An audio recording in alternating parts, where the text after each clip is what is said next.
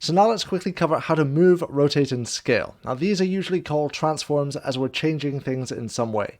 Now in Blender, there are many ways of doing this. There's a very manual way, a tool way, and a shortcut way. Let's start with the manual way because it's been staring you in the face this entire time, and that is the transform panel.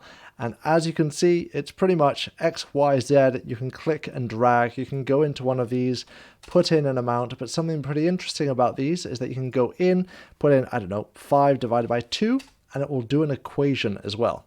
Okay, setting that back to 0, there's only one other thing I want to show you here that is in the dimensions. Yes, you can put in dimensions right here, but I just want to point out, you don't really want to have your scale anything else but 1. But I'll explain why in the next video of this course, because it is really important and it's to do with the object fundamentals inside of Blender. All of that will make sense in a moment, but just for now, I'm going to set this back to 1. So now let's talk about the tools of how to do all this moving, rotating, and scaling, and that is right here. We've got the Move tool, the Rotate tool, the Scale tool, and the Transform tool. Let's click the Move tool to take a look at it. It's a little bit small. Let's make it a little bigger to just see what's going on. Let's go to Edit, then Preferences, under Viewport, Gizmo Size, because this is the gizmo of the Move tool. I'm going to go really big. I'm going to go for 250, hit Enter, there we have it. Okay, so what's going on here? Well, this white ring, that is sort of free-form movement to your view. So when I click and drag, it is moving on the plane of my view. And then what about this here on the side? These little faces? Well, that is an axis constraint. That is the Z, Y axis. If I click and drag on that, there you have it. Now, there's also these arrows, which are pretty self-explanatory. They go on the axis themselves. Now, I just want to show you that you can put in a unit when you're interacting with all this. So I'm going to click and drag across all of those, hit that to 0, and then I'm going to click and hold one arrow, and then I'm going to type in 5, and then I'm going to hit Enter, and you'll see that we've moved 5 millimeters on the Y. Okay, now very quickly, we'll go over the other tools because they're pretty much exactly the same. We've got the Rotate tool, which has this outside rotation, which is to your view once again. If you go inside though, that is a free-form rotation. It's a little bit chaotic. And then we've got all of these axes once again. Again, when you're clicking on an axis, you can put in 45, for instance, hit Enter, and it's now rotated it by 45 degrees. We've got the same for scaling. So I'm going to click on this, and then we're going to click over to our Scale tool. And as you can see, we have a nice white ring, which is basically scaling of everything. We've got plane scaling. We also have axis scaling right here.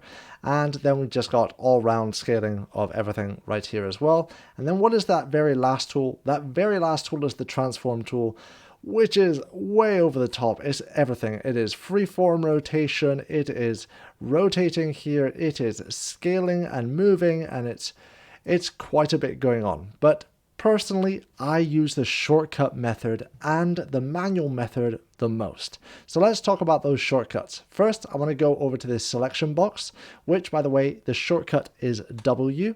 Be careful, if you press W more than once, it's going to go into different types of selection. So make sure you have drag box selection because that's the one that I'm using in this video. I'm going to click in here, I'm going to set that to 0, click, set all of those to 0, click, set all of those to 1, and all I did was click and drag to select them all up. So how do I go ahead and move something? Well, in Blender, the way you do a Move tool shortcut is to grab what it is you're wanting to move. So the shortcut is G, and this grabs. And as you see, the type of movement we're getting here is that plane movement from your view.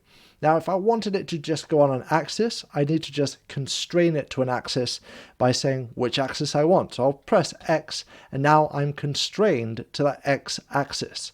Now, the fun bit is once I'm constrained, I can now put in a unit amount. So let's say I want to move 5, but I want it to be in the other direction. So I can just type in minus, and it will go in the minus direction.